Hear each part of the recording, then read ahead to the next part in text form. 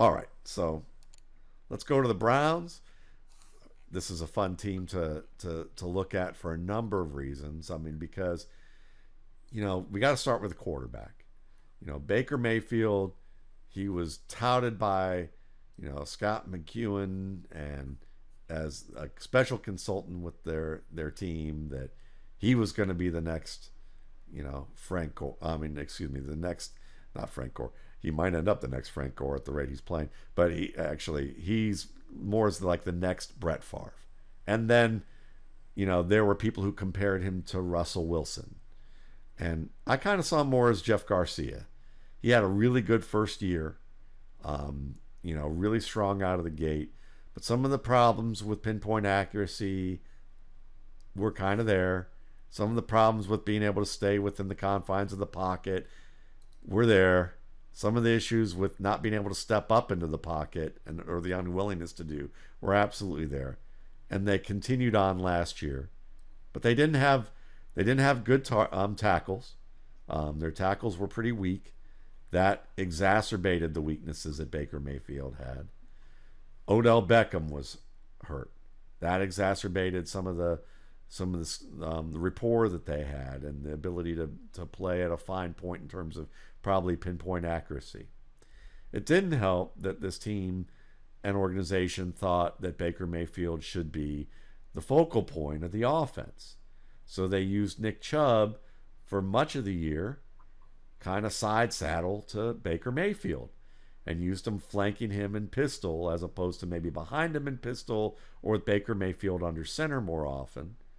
And when they did that, that meant that defenses, when they anticipated a run play, they could basically cut off the front side of the play, and Nick Chubb didn't really have two-way goes to be able to make efficient choices. He had to create where basically he was running towards a brick wall and didn't really have a way to continue downhill and change direction. He had to be a lot more creative to get back to the line of scrimmage or get minimal gains. You add Kareem Hunt to the mix last year, comes back from suspension, gets his debut, plays pretty darn well. There's some promise there. Beckham, we still know he's a great receiver when healthy, but we need to see him stay healthy. Jarvis Landry plugging along, good player, surprisingly decent as an outside receiver when they used him as such, known more as a slot guy. That's really where you want him. And then you had David Njoku, everyone's favorite athletic guy, the sexy pick, the one who isn't consistent enough pass catching and route running, and to the point that he knows the writing's on the wall because you enter Kevin Stefanski. Comes from the Vikings offense. They ran 2 tight end sets. They ran 3 tight end sets. They ran 22 personnel and 21 personnel. A lot like the Ravens, just in a very different way. They used the quarterback under center. They ran a lot of play action. They made Kirk Cousins. They transformed him from being a top 10 fantasy starter with low efficiency to a number 19th ranked fantasy starter with high efficiency, because they realized that they don't want to lean on Kirk Cousins to win games for them. They want to get ahead early. They want to be able to play defense. They want to be able to run the ball, and they want to give Kirk Cousins highly efficient plays to run off of. So they're going to do the same thing. Imagine Baker Mayfield as a bowler. They're gonna put the inflatable tubes in the gutters for Baker Mayfield with this offense. And those inflatable tubes are gonna be the tight ends to supplement the addition of Jack Conklin at left tackle or at right tackle, and Jedrick Wills at left tackle, considered the best prospect at the tackle position, the kid out of Alabama, that might be in that draft class, and it's a pretty good draft class of left tackles this year. Those guys are going to create a little softer pocket for Baker Mayfield, and hopefully he doesn't veer outside to there too often, like he tends to do. But when he does veer outside, it's going to be by design. Going to be a lot of play action. Should raise his yards per attempt. Should be able to reduce the amount of times he gets sacked. should help him find easier openings where he can throw the ball. Even if it's not on time, he'll still be able to throw it and get it to the receiver, and he'll still be open and be able to make the catch. Should up his completion percentage from last year a bit. Because all of this is fueled by the running game. And with the addition of those tackles and the fact that they're going to run outside zone, which is Nick Chubb's best thing, probably one of the best things that he does, even though he's probably as skilled at any type of blocking that you can give him, he's special in outside zone. You're going to give him that. You're going to give him tackles this year instead of what they had, and tight ends to block for him, and then Andy Janovich at fullback. And if Kareem Hunt weren't here, we might be talking about Nick Chubb as a 2,000-yard candidate as a rusher. And I know that sounds like hype, but I'm not. It's not. It's not. It's not. This is the best. This is the teaching tape running back of the league right now. And the only other back that I would put in his class, the only 3 backs I'd put in his class, and they're all different. Well, actually, I'll say the only one back I put in his class, because they're the only 2 similar guys, is Ezekiel Elliott. They're very similar backs in certain regards, but I would say Nick Chubb's a little faster. So you basically have Ezekiel Elliott plus in this range. And all apologies to Saquon Barkley, he's a freakish runner. Nick Chubb is very close as a athlete. He's just a smarter runner than Saquon Barkley is. Period. And that's bared out so far. So, this team, the tight ends are going to factor more. We get Austin Hooper. We get Harrison Bryant, who's an interesting rookie. We're going to talk about all of this, with our lead up here. So, when we think about this offense, we think about what they did this year to last year. What do you have to set up for us, Dwain? Man, you did a great job there, Matt. I think you got most of it. But, the thing I would say is this is one of those deals where we see the fingerprints of the offense. You got the new coach coming in. It's very clear what they want to do. It's just a matter of, can they execute on it, right? Can they keep the game scripts where they want? This team wants to run the football. If you look at what Stefanski did last year, what he learned under Gary Kubiak, that was his one true year to have a whole season calling the plays. He was 49% pass, 51% rush. He was 57% pass and 43% run in neutral scripts. So that's excluding, any plays where the score is outside of within 3 points, and that's excluding any plays inside the 2-minute warnings. So it's just an easy way to kind of compare apples to apples as far as offenses go. So he was still willing to throw the ball in neutral scripts, but he's using the run to help, set that up. They did win, they did lead in a lot of games last year. So that obviously, led to that 49% pass, 51% rush. But I've got them this year, Matt, at 54% pass and 46% run. And if the defense is good and it can step up, I think it could even be more. If the defense is really bad, it could slip a little bit the other way, So I think a lot hinges on the defense, and how the team can come out and be competitive and if they can keep the games close. But we clearly know, just think of all the things you just outlined. They trade for a fullback in Andy Janovich. That gives them the 21 personnel they want. They go sign Austin Hooper, right? They don't want David Njoku to leave. Their goal was to run 12 personnel with those 2 guys. They're going to run 21. They're going to run 12. They're going to run 22. They want to do all those things you talked about. You grab Jack Conklin as a free agent, who is really good in the run game, not quite as good as a pass blocker, but no doubt about what he can do in the run game. And like you talked about, what that sets up for with outside zone, because now you're in outside zone. If you got a really bad tackle, you're immediately eliminating, right, one of the 3 reads that the runner's making. So that's not a good thing. But you add Jack Conklin, and then you go draft, Jedrick Wills Jr. in the first round. I don't know. I've never seen something so clearly telegraphed with they're being decisive. They're making moves based on, I think, the personnel they already had, as well as what their head coach wants to do. So I'm super excited. I'm excited to see if they can execute, on this plan. Will they be able to or not? Again, there will be some things with the defense, and their opponents will have something to say about that, right? Obviously, they're going to have to play, the Ravens twice, so those are going to be tough games. The Steelers are always going to play you tough. So, I mean, you're not in an easy division. The Bengals are going to be improving, but it's a thing where when I look at it, I'm like, wow, they know exactly what they want to do. And I think, to your point, I think it's a good thing for Baker Mayfield. I think he can maybe be the kind of guy that he can still win football games, but just don't make him the focal point of everything you're doing. And what's funny is I remember you last year telling me when we were doing this very show around Cleveland, the warts you were worried about with Baker Mayfield and how they just didn't show up as much as you thought they would in year one. And boy, did they show up in year two. His grade from a clean pocket, Matt, 26 out of 35, looking in the PFF quarterback annual. Under pressure wasn't bad, 5 out of 35. But then if you look at his turnover-worthy plays, 23rd out of 35. Third down grade, 24 out of 35. So, I mean, he's got some issues that are going on. If you look at his accuracy and, what he's been able to do there, and you talked a little bit about that last year too. As far as pinpoint accuracy, he was 21 out of 35. As far as accuracy goes, at least throwing it within the frame, of your receiver, he was 30th out of 35. He was 27th out of 35 as far as being helped out by his receivers. Basically, he threw a pass that wasn't really accurate, but they caught it anyway. So he got some help, from his receivers. And then uncatchable balls, he was 27th out of 35.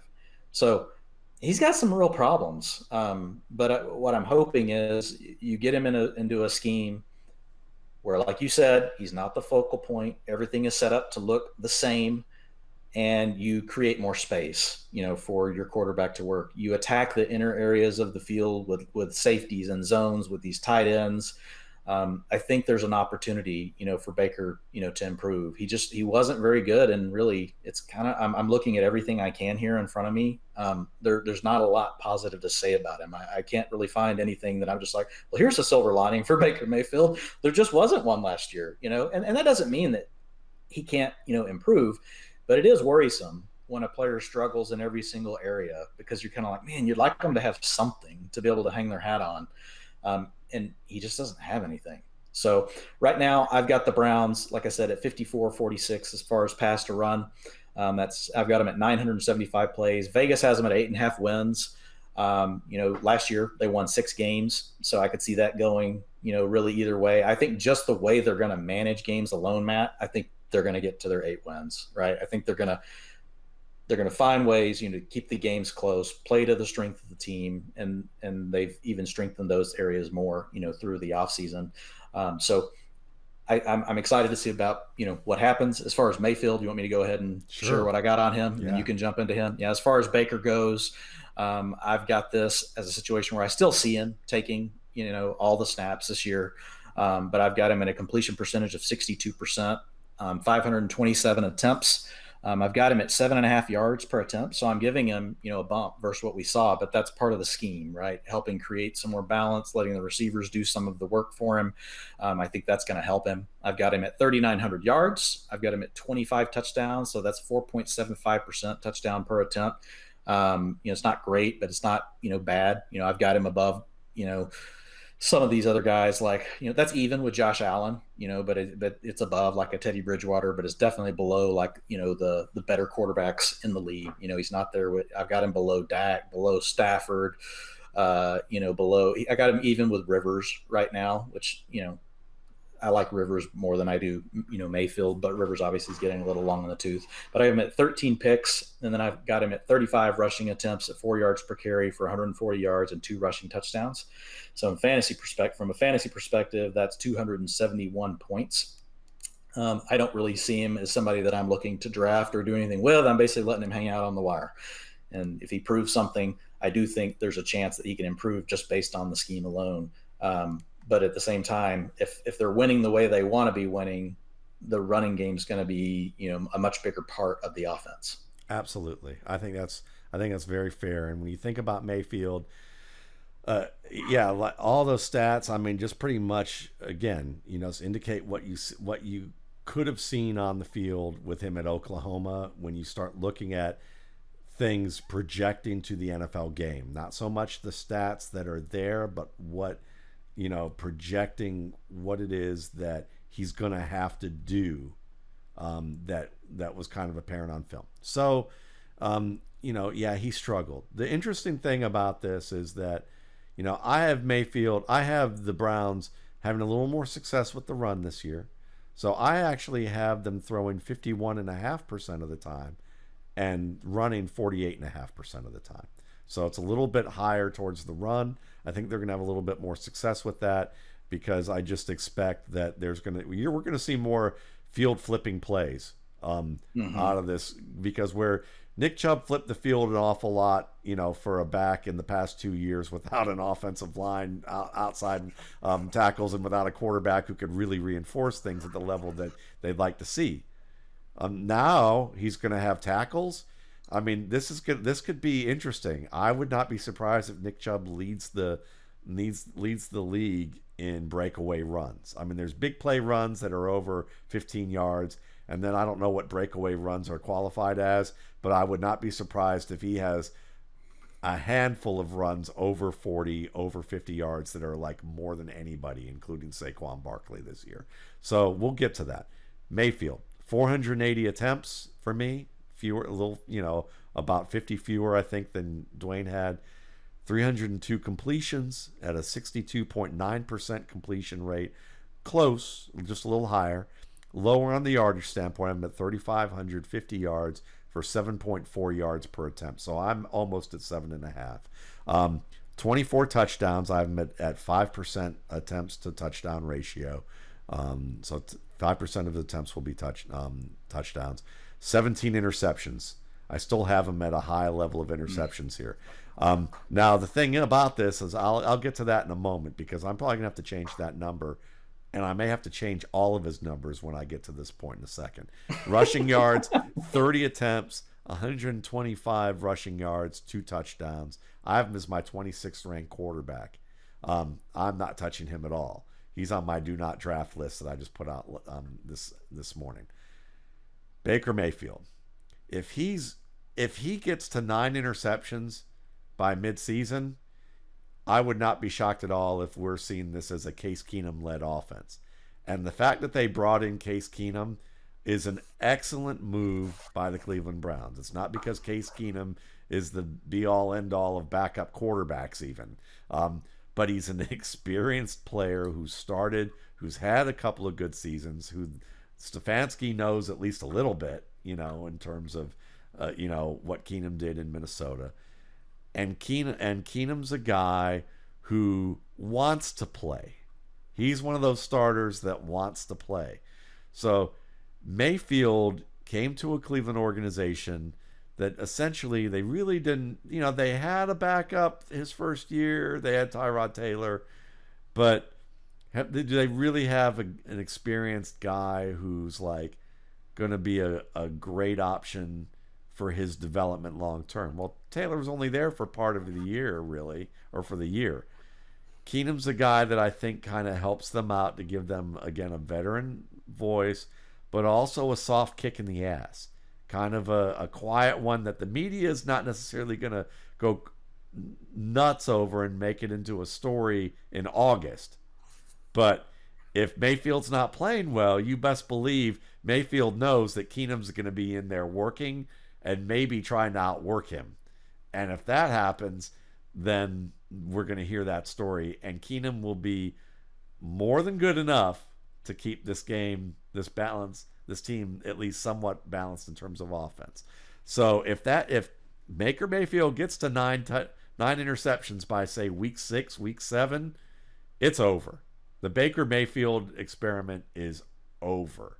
And they will be drafting one of the really good quarterbacks in this draft. And I hope to God, if they can't get Lawrence, that they get North Dakota State's Trey Lance, who is unbelievable in the play action game.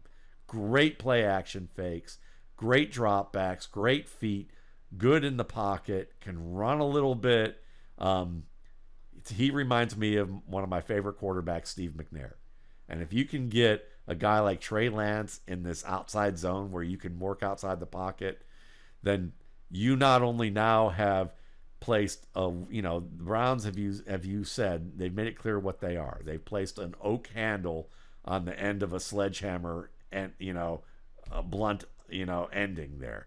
And they've probably they have two sledgehammers basically on either side of the handle.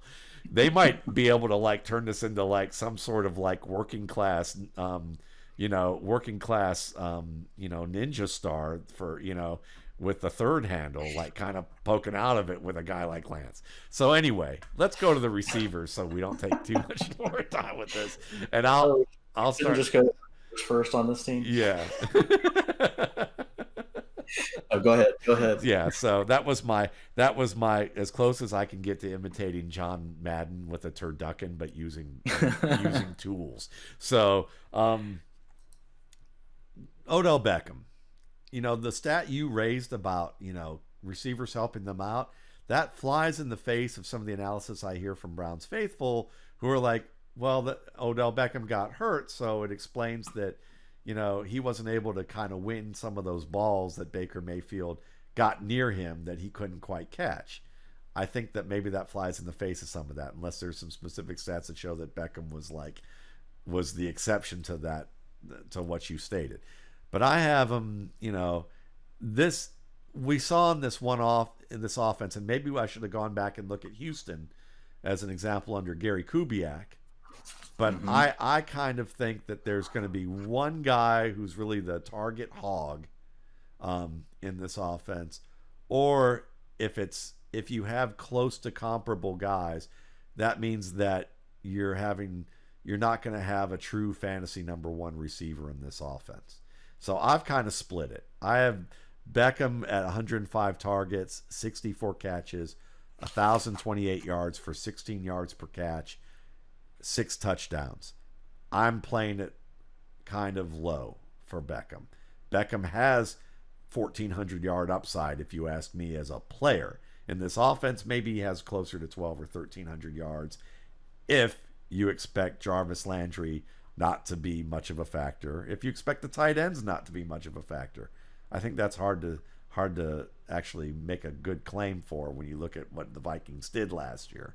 And they had 2 good receivers in Thielen and Stephon Diggs, even though Thielen got hurt for a little bit.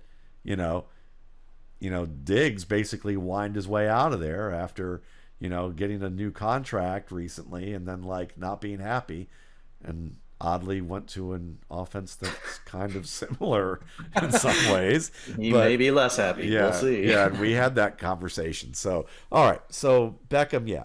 Beckham, I have him as a fantasy quality receiver, but there's maybe 200 to 300 yards that he could get more of based on ability that he won't.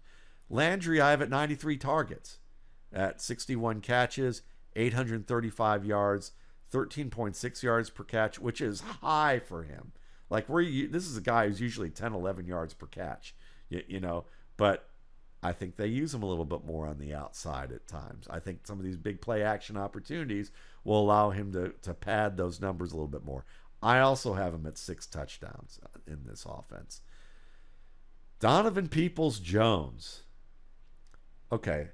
I didn't have him ranked very high in the 2020 rookie scouting portfolio. I still had him graded pretty well, but in this rich receiver class, I didn't have him ranked as high. I do see the hidden upside with him because, John Harbaugh's brother is absolutely the death knell to college passing offenses. It's unbelievable. He's completely the passing game eraser. If he comes back to the NFL, I won't be shocked if we'll be hearing all the analytics people talking about he's the new Jeff Fisher. It will be epic in terms of the types of things that we hear about that. But Peoples-Jones is a fantastic prospect, one of the best open field runners and punt returners in this class. And I've updated my RSP criteria for ranking receivers. And if you see behind me that blackboard, it's a lot sparser than what it was last year because I basically took all that information I had and applied it in ways I did. And I started re-ranking the 2020 class based on that new criteria. Donovan Peoples-Jones would have been one of my top 5 to 7 receivers on the board in terms of talent. So I'm actually much higher on him when I look at that than what I've probably stated. And I'll probably be talking about that a little bit more in upcoming RSP casts. So he's an interesting guy. I have him at 20 targets, 8 catches, 105 yards for a touchdown. Not much because they use a lot of 2 receiver sets. They probably won't do as much 11 personnel. But I wouldn't be surprised if we see some promise out of him. Rashard Higgins, 15 catches, 15 targets, 5 catches, 57 yards. Nice rapport with Baker Mayfield. That's charming. Whatever. Not in this offense. I just don't see it. I just don't see it happening unless, again, guys get hurt. Damian Ratley, nice special teams player, I guess. Taywan Taylor, a favorite among folks who love speed. He'll be a nice guy to have in case 3 guys get hurt. To me, it's Beckham and Landry, and then you're looking at, the tight ends, which we'll get to in a minute. Dwain, go ahead and do your tight ends. Okay. Yeah, do them, and then I'll do it all together. Okay, good. I also, in context, what I would like to do for this one, if you don't care, is go ahead and do the running back receiving too, because there's the Kareem Hunt angle here. Okay, right? good. So you go ahead, and then I'll do all that. Okay, good. Austin Hooper. Listen, I think a lot of people are like David Njoku is going to be the receiving tight end, and Austin Hooper is going to be more the blocking tight end. Austin Hooper. I've watched the Atlanta Falcons every week for football guys since 2000, since I've been there, 2009. Matt Ryan is not the greatest red zone passer. Okay, he misses first reads a lot more than you would realize, and he does not like to throw contested balls. That's just not his thing. And when he gets kind of angry not angry, but he gets kind of super cautious after he does and doesn't work out. So it's like it's a reinforcing type of situation, self-reinforcing kind of like never going to do it. See, it didn't work, so I'm not going to keep doing it. And it is a low percentage play. But that said, Austin Hooper was known at Stanford for winning contested plays. He's not super unbelievably fast, but he can stretch the seam well enough on play action. He's got a great quick first step. He usually makes the first man miss or breaks the first tackle in the open field. So they used him a lot in the flats in the red zone to where he could break the first tackle and get into the red area or get into the end zone. But if Baker Mayfield, as we've seen, for good or for bad, ain't afraid of throwing contested balls. So I think we're going to see a little more contested catches out of Austin Hooper. I think David Njoku's days are numbered. Even though they wanted to keep him, and I agree that they should, he's an underachiever. I liked him out of college. He was my second-rated tight end in that class. He hasn't grown. Harrison Bryant is my top-ranked receiving tight end in this class. He's great at finding second-chance openings as a receiver when the first break doesn't come open. Great scramble drill player. Good in the open field. Not a bad H-back type.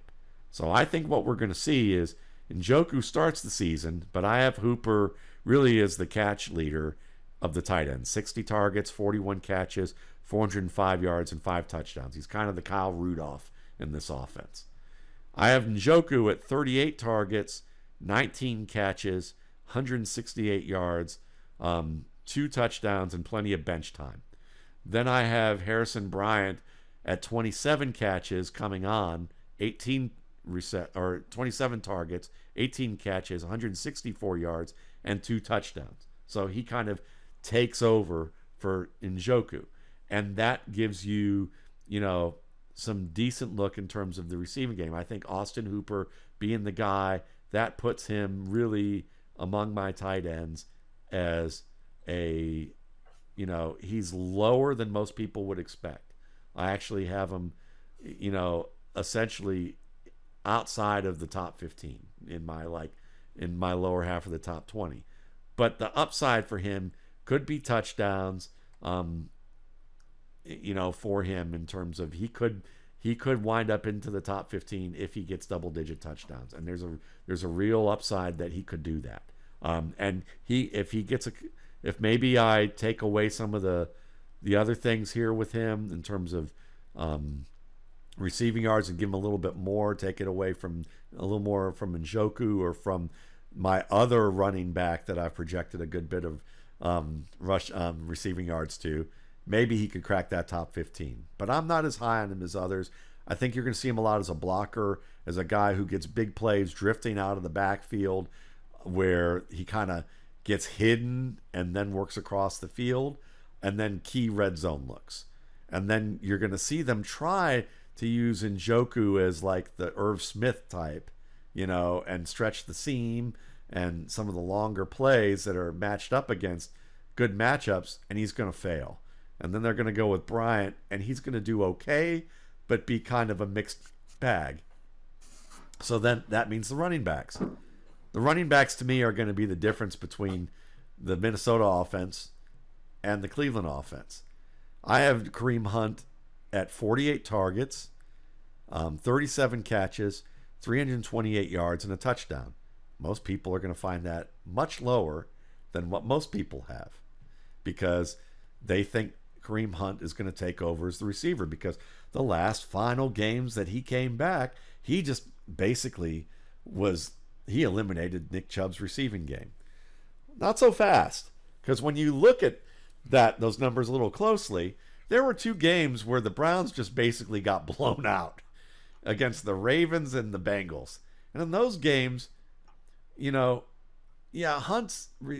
Chubb's receiving yardage did get cut some, but the rushing yards didn't really get cut a lot. And when you look at like the ratios of production, it wasn't like when Kareem Hunt came back or when the Browns even went into blowout mode that he dominated in receptions. It was kind of still a steady thing. If Chubb didn't do well, Kareem Hunt didn't do well. Basically, if the run game sucked or they got taken out of their game script, it was pretty much over for both of them. Kareem Hunt was just a little better as a receiver. So I look at this, and I know people look at Kareem Hunt and they go, well, think about that play against New England where he beat Cassius Marsh on Monday night, where he runs the wheel route and just whips him and catches that play downfield. They're going to do that all day. Well, if all day accounts for what Dwain showed with the Chargers offense with Austin Eckler, when we talked about Austin Eckler and about how few downfield throws are actually made to running backs, then have fun with that. So then we start looking at what kind of throws are going to be made off play action to running backs.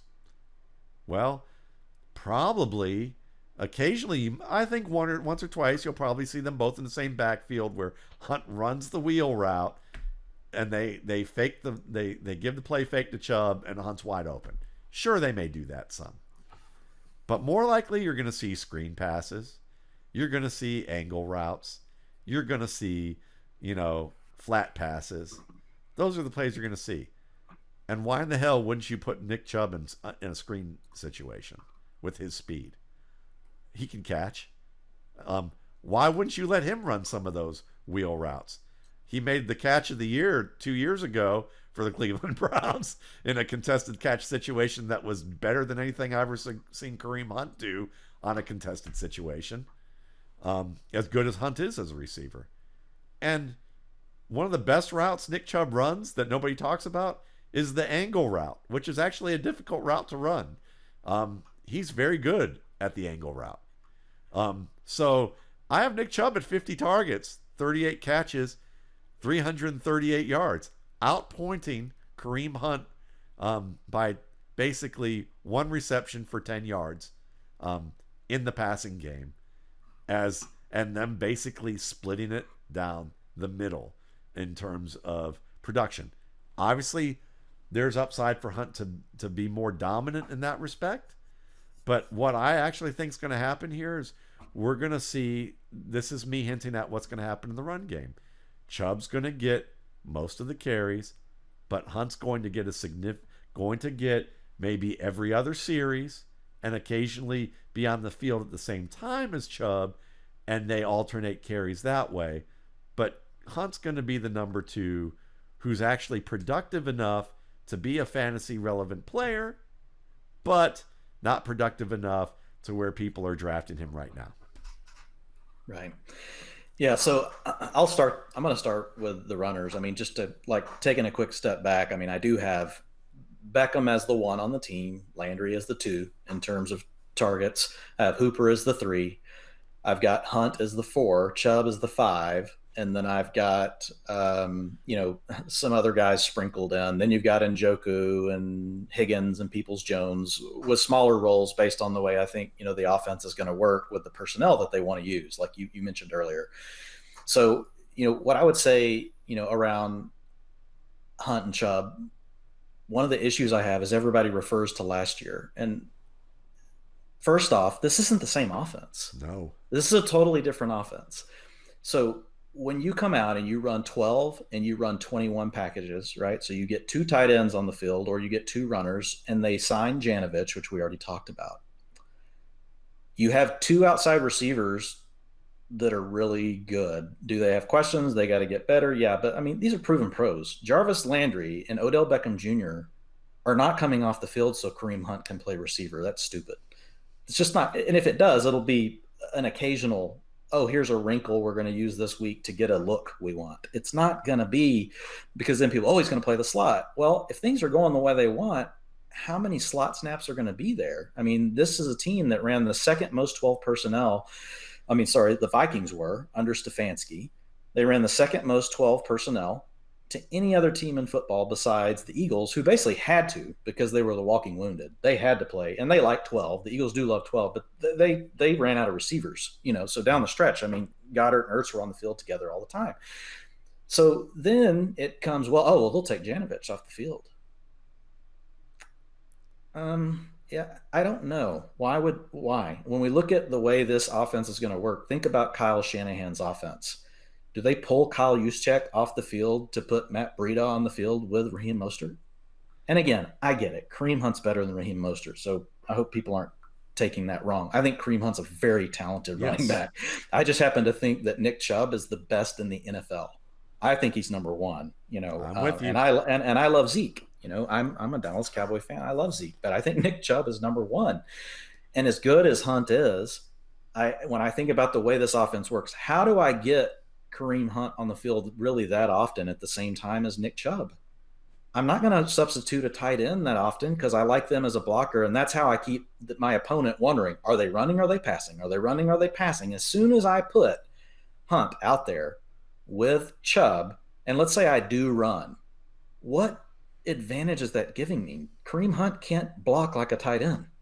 No. Kareem Hunt can't block like Andy Janovich. This is an offense that's about execution and making everything look the same as far as pass and run. It's not about 4,000 different wrinkles and paper cuts. That's not what this offense is going to do. They're going to line up. And I'm not saying they're not going to try to find ways to get Kareem Hunt involved. Here's what I could see, Matt. I think the best case that I try to come up, going back and looking at this kind of offense, would be going back to the 2016 Falcons under Kyle Shanahan. They had Devonta Freeman as the main guy, and they did use Tevin Coleman as kind of a chess piece player, and they moved him around. But he wasn't on the field all the time, but he won on efficiency, not on a huge number of snaps, not because he was out there all the time. He won based on the space that was created for him, and then he used his speed in the open field to make big plays. Now, I think Hunt is way better than Tevin Coleman. So that would be the way it happens. But to find that kind of efficiency when you're splitting between 2 backs on the way the offense is going to think, I think you're kind of as good as Hunt is, and I really do think Hunt's good. I think it's a bit of wishful thinking. And not to mention – just the fact that when I think about, again, all the offseason moves, I'm just looking at it and I'm like, man, they didn't even try to really sign a slot receiver.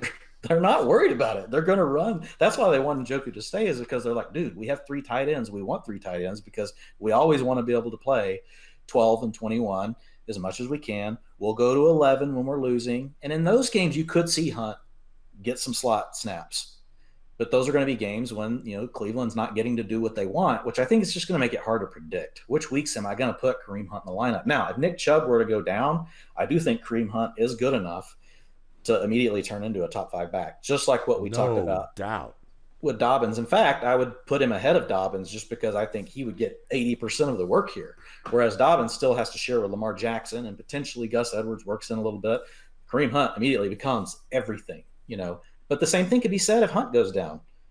Nick Chubb, if Hunt wasn't here, I guarantee you, I would have Nick Chubb ranked as my number 2 runner in all of fantasy behind Christian McCaffrey. Yep. He would be my number 2. I'm with you. And so, again, where I have them right now, I'm similar to you. I have Hunt at 8% of the targets. I have Hunt at 10%. I have Chubb at 8%.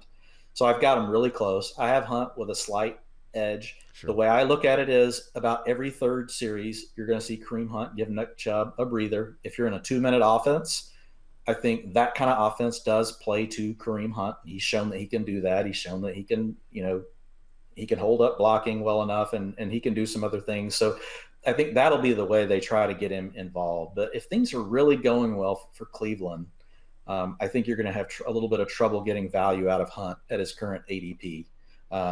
But if things, are going bad, then I could see him getting some more value. If all of a sudden they're getting blown out by 21 points every game because Baker Mayfield's throwing too many picks or whatever, in those games, Hunt's going to factor more because they're going to have to be in the 2-minute offense more. Doesn't mean Chubb's a 0, but I think that they'll lean into Hunt's receiving, abilities. And that's a way to try to keep him happy, right? We're going to want to give him some work. So that's where I see it playing out. So if I look at their yardage, I got 42 targets for Chubb, 32 catches, 237 yards, and a touchdown. I've got Kareem Hunt at 53 targets, 42 receptions, 340 yards, and 2.5 touchdowns. So similar to you, probably not as high as what people want. He's going to need to get to the 500 or 600 range in yards to really be worth the pick you're putting in. Because in this case, unlike the Ravens case, I see no way in hell he takes Nick Chubb's job. At least there is a chance that J.K. Dobbins could take Mark Ingram's job. I don't think it's a great chance, but I'd put it at like 70-30. There is a 0% chance Kareem Hunt takes Nick Chubb's job. So I'm not getting anything built into my value here, even though his standalone value may be a little more than what I get from Dobbins, because I do get some receiving work here. But the upside is only one path. Nick Chubb has to go down. Whereas with Dobbins, there's 2 ways. Ingram goes down or Dobbins overtakes Ingram, even though I have that at a lower percentage chance than probably you or someone like Jay Moyer. But I still see there's 2 paths that could be reasonable. So Hunt's a little bit tough for me, and where he's going in drafts, if you're a fantasy drafter, he's going in the 5th and 6th round. So, people are banking on him having this huge role that if I think about the personnel of this offense, I just struggle to figure out how they make it all work. And maybe I'm just dumb. Maybe they do. I would never say it's a never, right? As soon as we do, it'll happen, Matt. And so Stefanski seems to be, a creative guy, but I just look at the way the roster's built and I'm like, why am I going to take a tight end off the field for Kareem Hunt? Why am I going to take Andy Janovich off the field? If they do, it's going to be a wrinkle, not the norm. It's just not going to be the norm that people think. Yeah. So from there, let's go to Odell Beckham Jr. 23%, of the targets is where I've got him at. So here's the thing with OBJ. I did a lot of digging because, it's like you said, this guy was once an elite receiver, Matt. Even take away the highlight reels, the big plays, the one-handed catches that made him so famous, and those things are all cool. But he used to be a guy that separated. He used to be a guy that you could apply to any area of the field. He could beat you. He could beat you deep with speed. He could beat you deep with a contested catch. He could separate underneath.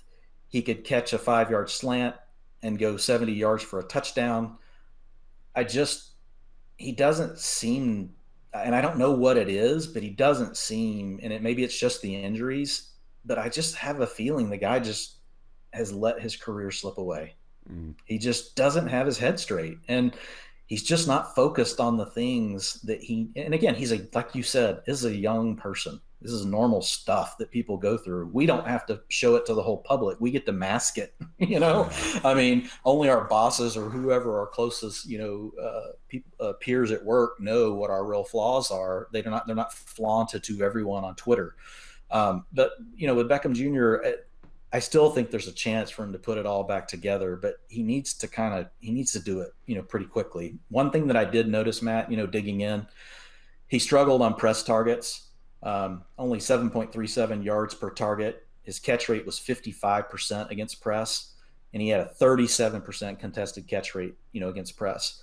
Whereas Jarvis Landry, who played more outside last year, wasn't in the slot all the time, had a 68% catch rate, 10.74 yards per target against press, and 32% contested catch rate. So Beckham really struggled last year against press coverage. 7.37 yards per target against press is not good.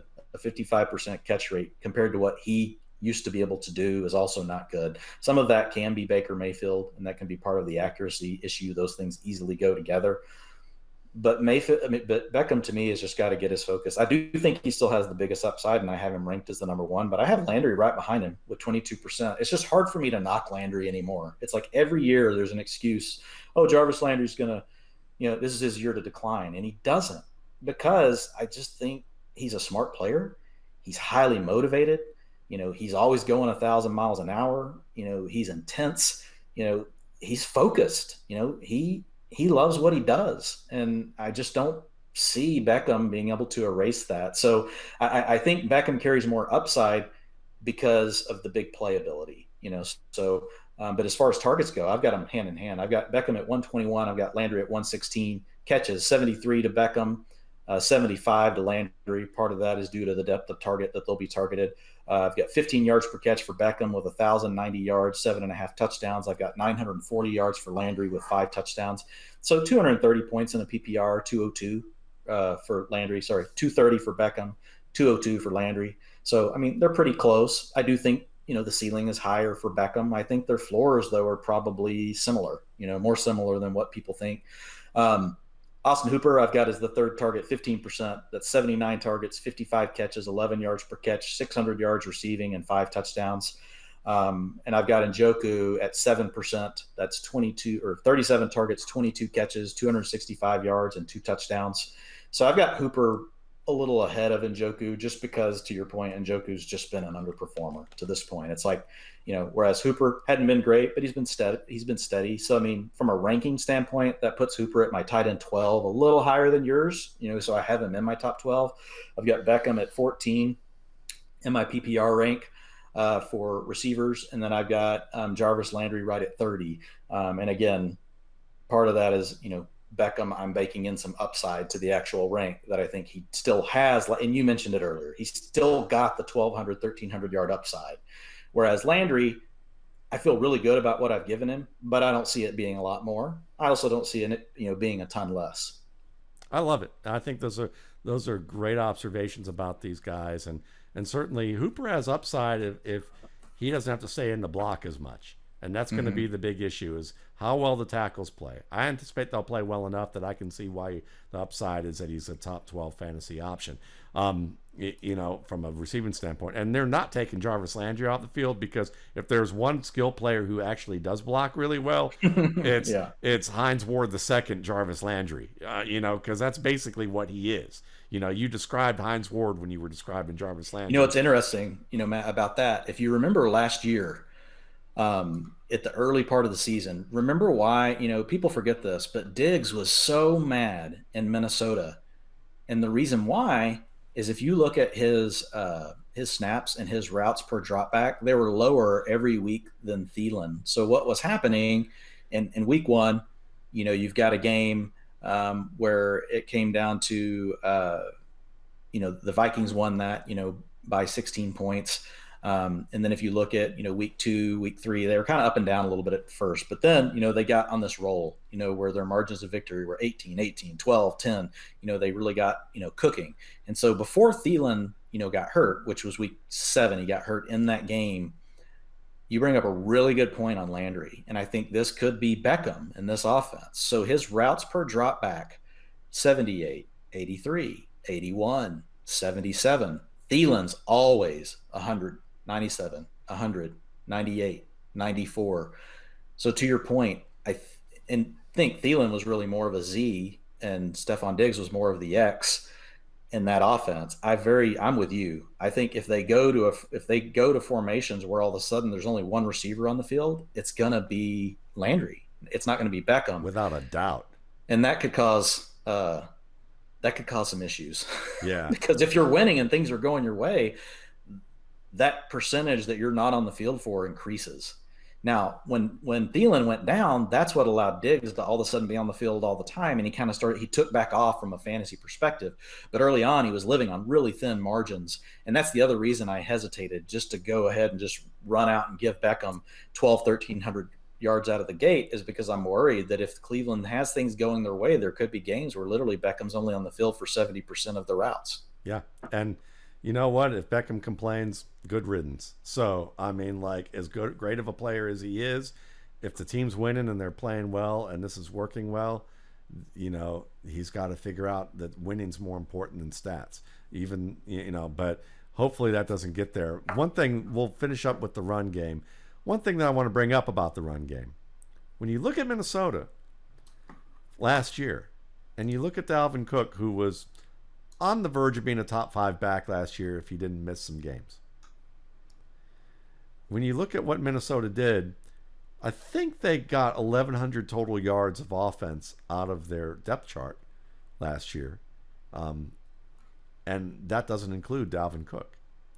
Well, when you look at Cleveland's depth chart, they've got Dontrell Hilliard, who can catch the ball. Not much of a runner, if you ask me, in terms of even comparable enough that people are going to go, we got to get Dontrell Hilliard some looks, you know, and get Kareem Hunt and Nick Chubb off the field. Don't think that's ever going to be said. Brian Herrien is my pick as maybe the sleeper to like make the roster ahead of Dearness Johnson. Herrien's a try-hard player, special teamer. Again, those two guys, Hilliard and Herrien, are mop-up duty at best, okay? So, and when you look at the Vikings, they had Mike Boone, they had Alexander Mattison, two guys who could probably start competently if needed for any team in the league in terms of talent. They had Amir Abdullah, who is still actually a decent NFL back, though underachieved as a starter. So they still had that Ham kid, who's like pretty darn good too, CJ Ham. So this was they have a loaded depth chart of running back talent. And Alexander Mattison got hurt down the stretch along with Dalvin Cook. And those guys generated 1,100 yards from scrimmage last year, despite Dalvin Cook being nearly a top 5 fantasy back. So if you want a narrative that says Kareem Hunt might be able to give you starter production and not hurt Nick Chubb's production as a running back one, there's your answer. If they can get good work out of Baker Mayfield in this defense. The defense, I think, can be there. Baker Mayfield is the question. So when I look at this, I have Nick Chubb right now at 285 attempts, 1,450 yards for 5 yards per attempt, at 11 touchdowns rushing. So 12 yards total, 12 yards touchdown. 12 touchdowns total from scrimmage, and about almost 1,800 yards from scrimmage total as a running back. That puts Nick Chubb as my number 8 back in in most formats. I'd say like somewhere in the bottom half of the top 10. That's where I have him. But the hidden upside, as you astutely mentioned, Dwain, is if Kareem Hunt gets hurt. Because if Kareem Hunt gets hurt, Nick Chubb ain't coming off the field all that often. This is going to be a career year for Nick Chubb. And Nick Chubb could handle over 300 carries. And the reason I said he could be a 2,000-yard back, and I've been saying it for a while, well, when you look at what I just stated about that depth chart in Minnesota, I'm giving Kareem Hunt 600 yards rushing, 123 carries, 600 yards rushing, 4.8 yards per carry, 4 touchdowns. I have him at basically 928 yards from scrimmage, and 5 touchdowns. And when you look at the Minnesota depth chart, that's kind of the low end of what they did last year. I don't think the offensive line's that much better in Minnesota. The quarterback may be a little better, which could make a big difference. So, I look at this. If Kareem Hunt gets hurt, say week 2, Nick Chubb could have a 2,000-yard season in this offense if Baker Mayfield doesn't screw it up. So that's my look. Yeah. So you had mentioned something on Chubb a minute ago, so I did look it up. So last year, the number 1 rated running back for PFF on outside zone, Nick Chubb, graded out as an 88 overall. So that's with a minimum. I got to boost this minimum up.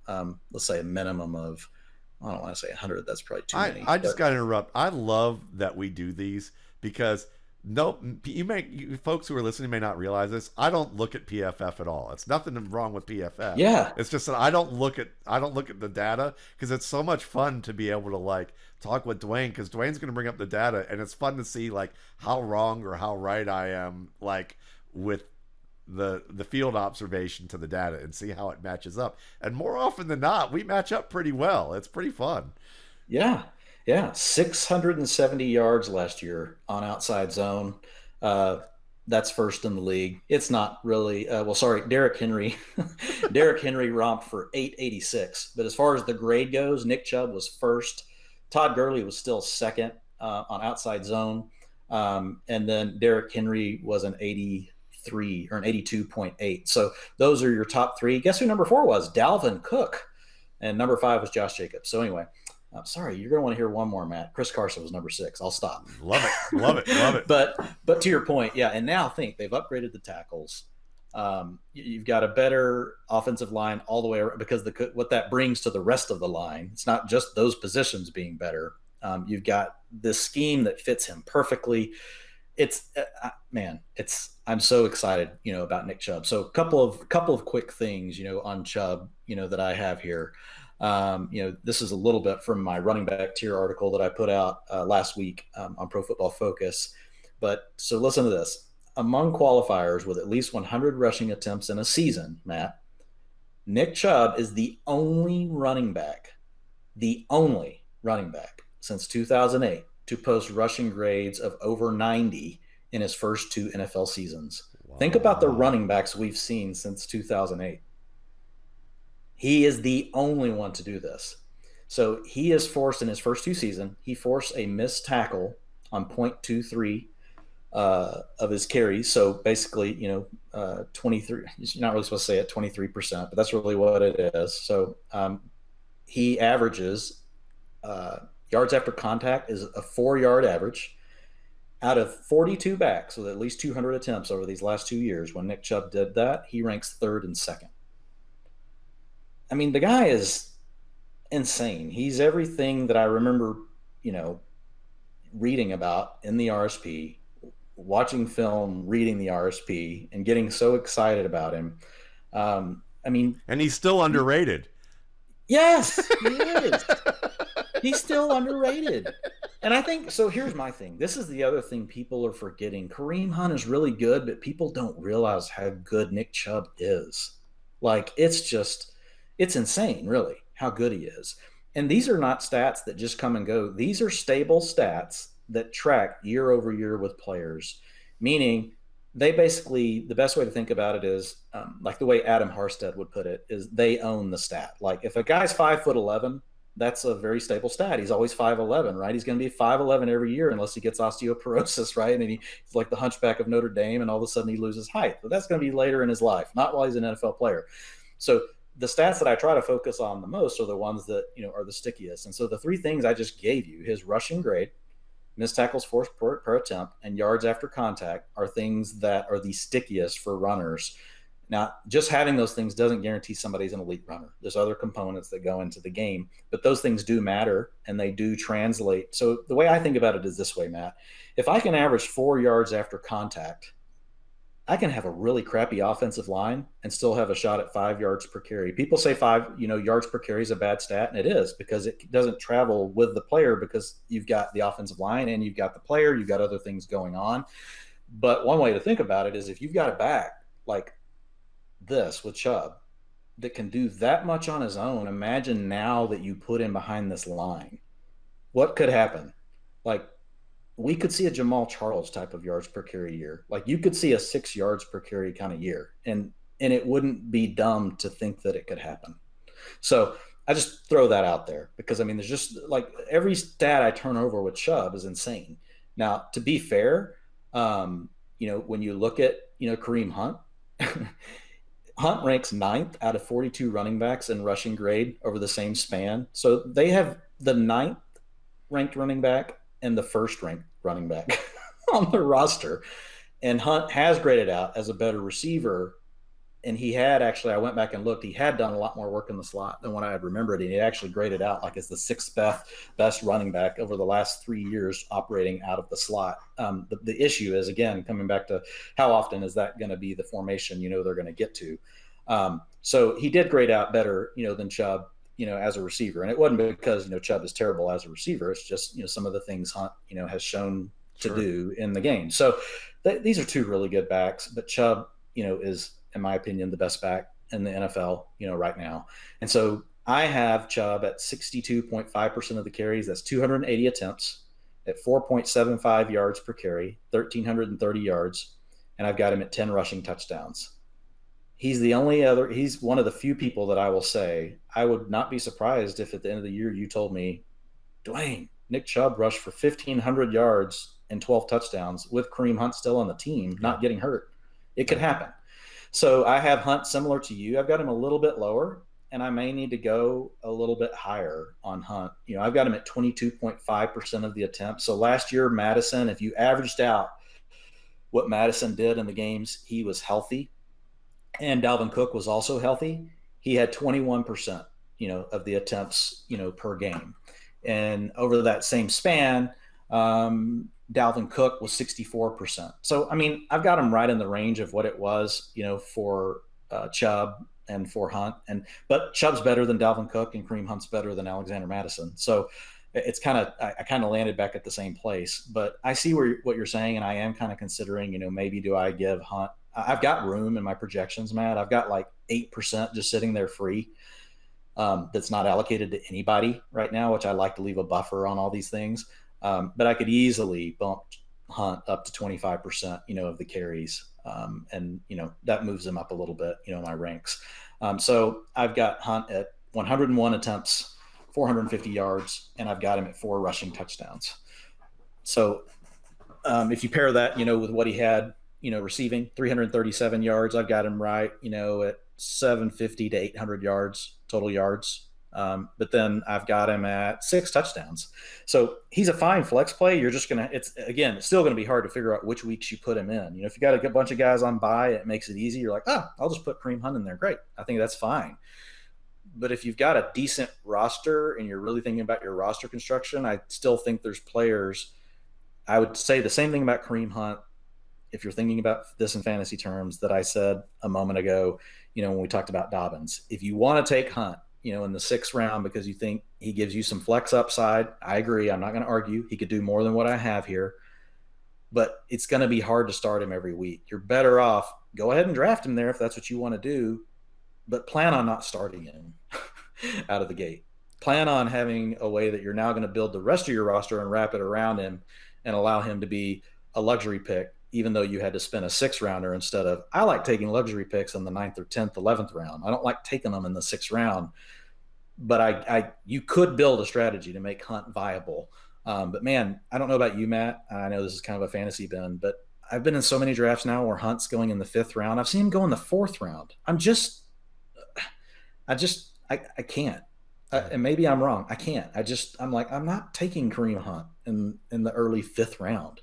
No, I'm not there at all, and I'm just so glad to be I love always drafting at the turn, and the fact that Nick Chubb is just sitting there is just like, okay, I'll take free money. It's like when you talk about owning stats, the stats you mentioned he owns is like owning Boardwalk and Park Place and Monopoly and like having like hotels on them already.